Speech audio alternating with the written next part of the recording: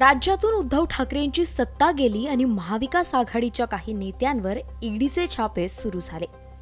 आता नव्या वर्षातली पहिलीच छापेमारी महाविकास आघाडीचे मोठे नेते हसन मुश्रीफ यांच्या घरावर पडली आहे. मुश्रीफ यांच्या घरावर आज 11 जानेवारीला छापा पडला. सकाळी 6 वाजल्यापासून सुरू असलेली ही ईडीची कारवाई 11 तासांपेक्षा जास्त चालली.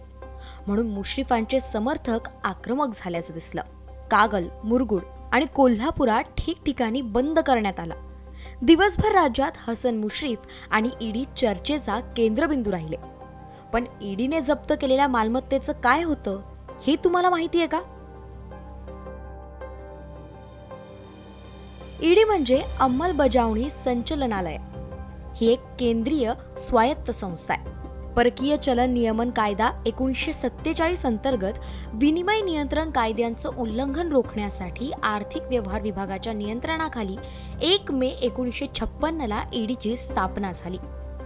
सध्या ही भारत सरकारच्या वित्त मंत्रालयाच्या महसूल विभागाच्या अंतर्गत एक विशेष आर्थिक तपास संस्था आहे. त्याचं मुख्यालय नवी दिल्ली इथं आहे, तर मुंबई, चेन्नई, चंदीगड, कोलकाता आणि दिल्ली इथं 5 प्रादेशिक कार्यालये आहेत. ईडीच्या प्रमुख कामांमध्ये परकीय चलन व्यवस्थापन कायद्याच्या तरतुदींच्या उल्लंघनाचा तपास आणि विल्हेवाट करणं येतं. तसंच prevention of money laundering act 2002 अंतर्गत तपास आणि कार्यवाहीचा सुद्धा समावेश होतो.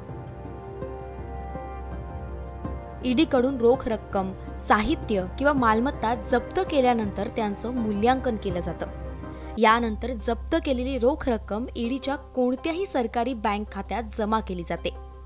जर अंतिम निर्णय ईडीच्या बाजूने असेल तर संलग्न केलेली मालमत्ता मालकाकडून काढून घेतली जाते.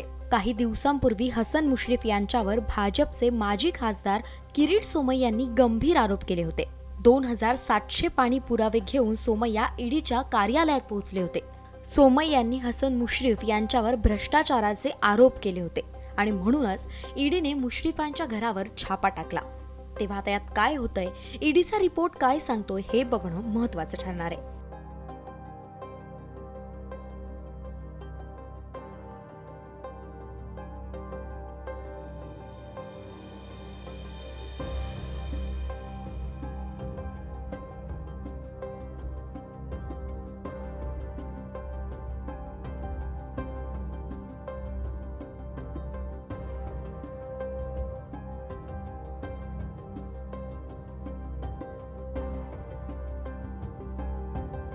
Bureau report, news 18 Lokmat.